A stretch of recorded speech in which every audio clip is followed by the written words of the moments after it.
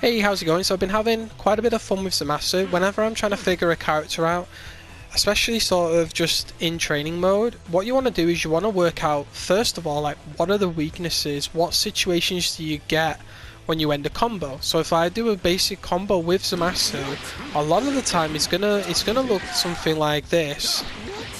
And you know, the first thing is this combo is pretty difficult. But the second thing is you don't get a meaty up tech, and that's a pretty big weakness. So the first thing I'm going to do is I'm going to say I'm going to have to find a different combo, especially mid-screen. I want something different. So this is kind of the sequence that I'm going to use mid-screen if I have an assist.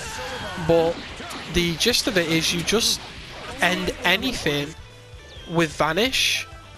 So just any old sequence into Vanish, then it's dash up 2M, 2M, 5M, medium light, jump cancel, auto combo. And if everything goes well, and you'll see now, because I'm going to up tech now as Yamcha by holding diagonal up back on my wake up, you will be able to catch up tech. To catch the up tech, if you read it correctly, you're just going to want to do the sort of run and jump, which is forward, forward, hold the second forward, and then you're going to want to just move your finger upwards to the diagonal of the way you're facing, and you'll do a run and jump. This is a standard jump.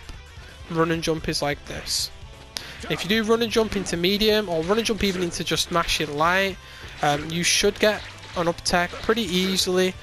Sorry, a meaty on the up tech pretty easily, and that weakness is now gone. Now it's just up to, I'm no longer in the position where, well, if they up tech, I'm screwed. It's a case of, well, if they up tech, I can do this to cover it. If they don't up tech, I can do this to cover it. Obviously, if they just stay grounded, you can still meet them as well. You just, you know, go your normal stuff. But if they do the up tech, I can do this, and I know it's covered. As with the other combo, the standard B&B, which I see almost all Zamasu's using, you can't cover up tech. Your pressure's over.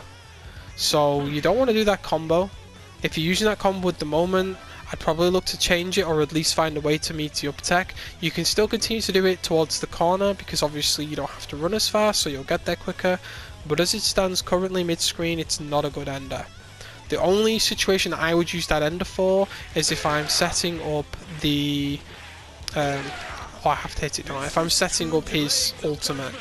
So you can do that, set up his ultimate, and then obviously they're grounded for it, and they have to block it. So that's the only time you'd ever see me doing that, is to set the level 1 up.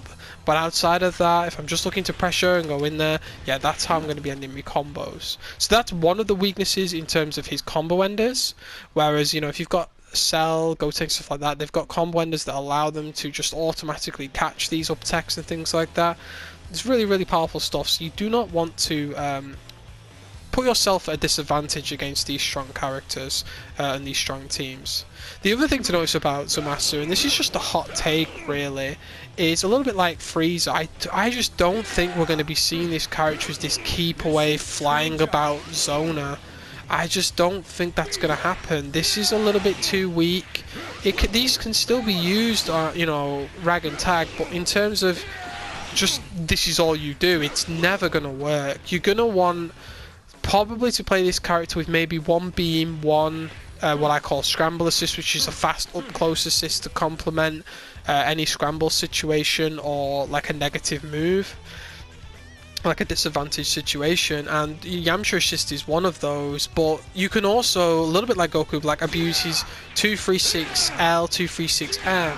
And the reason why you do this is it's got excellent reach, it's fast, you can't super dash through the active frames of the move, they'll still catch you, and if they block it, you can call an assist in to keep your turn. This is a very fast and efficient way of getting on your opponent and mixing them up.